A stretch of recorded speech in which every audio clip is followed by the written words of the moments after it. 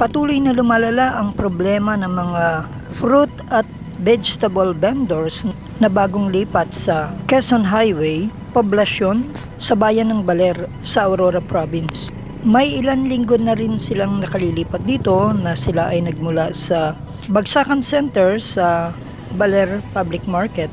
Ngayon sila ay binigyan ng cease at desist order o pansamantalang pagtigil sa kanilang operasyon ng pagtitinda.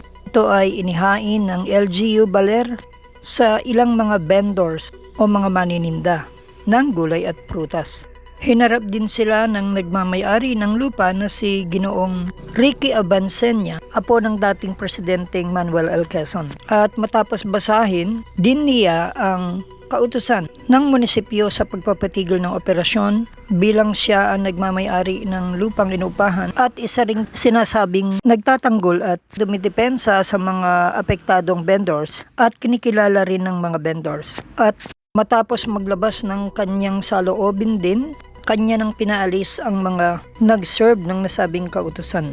Bagamat naging madiin at mataas ang tono ng tinig ni Abansenya sa himutok sa mga nagpapatupad at LGU sa di umano'y di patas na pagtrato sa kanila, naging mapayapa naman ang paghahain ng kautusan dahil kasama din ang makagawad ng PNP Baler Municipal Station.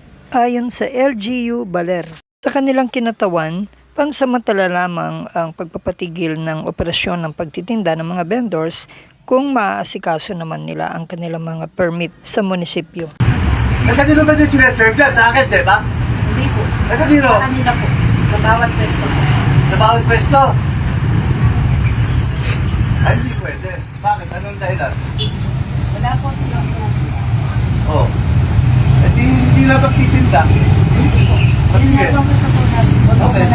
Sir, ito naman, temporary lang po. So, once na naayos po ang permit nila, Eh, nag-a-apply ka kami sa inyo. Hindi kayo kaya lang po yung requirement po na binibigay nila.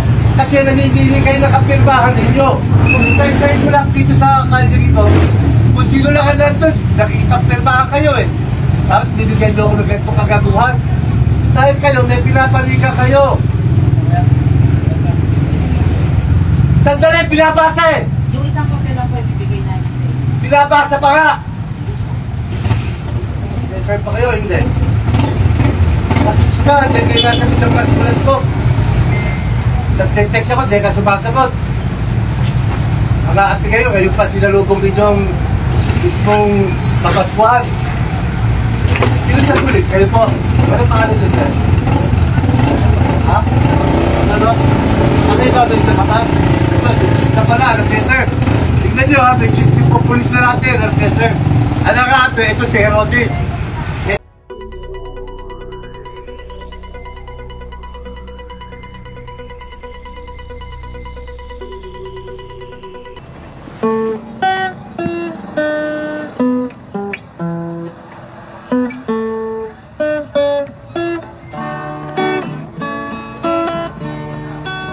Long time ago in Bethlehem, so the Holy Bible say,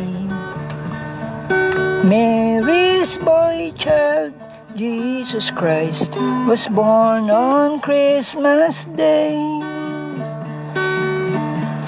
Hark now, hear the angels sing. Para sa NSK News ng NSK TV Channel, Narciso Ko reporting.